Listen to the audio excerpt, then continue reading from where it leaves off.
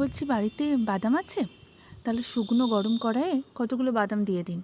বিকেলে তো চা খাওয়ার টাইম হয়ে গেছে না, চায়ের সাথে একটু টাটা না দিলে ভালো লাগে? আমি অবশ্য চা খাই না, কিন্তু টাটা আমার রোজের বিকেলে বেশ ভালোই লাগে।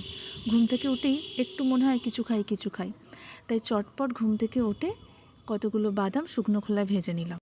গরম বাদামের উপর কতগুলো রসুন আর কাঁচা লঙ্কা একসাথে দিয়ে, এই গরমে যত রাগ আছে, বিকেলবেলা ঘুম থেকে উঠে রোজের কিছু বানাও তবে খাও, সেই রাগটা আপনি এদের উপর দিয়ে দিন। যখন দেখবেন আপনার রাগের চোটে এরা একদম থেতো হয়ে গেছে, তখন বেশ অনেকটা সবুজ ধনেপাতা নিয়ে এদের উপর ভালোভাবে মলম লাগিয়ে দিন। আসলে সবুজ জিনিস তো একটু ওষুধের কাজ করে, তাই না?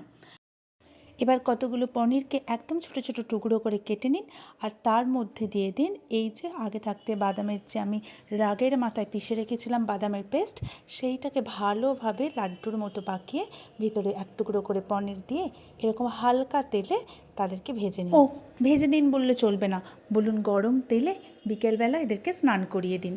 এদেরও তো গরম লাগে, তাই না? এদেরকে এই গরমে ভাজতে গিয়ে আমি এই গরমে ভাজা হয়ে যাচ্ছি। এই যে রেডি হয়ে গেছে আমার পনির থেজলা। থেজলা নামটা কেন দিয়েছে কে জানে, এইভাবে রাগের মাথায় থেতো করে তৈরি করতে হয় বলে কি জানি না। আমি তো শুধু রেসিপিটা ভালো লাগে বলে বানিয়েছি, আপনারাও বানিয়ে দেখুন। যাই হোক, গরমে প্রচুর ঘেমে নিয়ে একসা আমি চললাম ইলেকট্রিক বিল বাঁচাতে একটু প্রকৃতির হাওয়া খেতে। একটা ছোট্ট লং ড্রাইভ প্রকৃতির মাঝে বেশ ভালোই লাগে মাঝে মাঝে এই বিকেলের দিকে পাখা এসির হাওয়া থেকে গাছের হাওয়া খেতে। দেখবেন আপনারা বেরিয়ে পড়ুন, খুব ভালো লাগবে। আজকের মতো টাটা।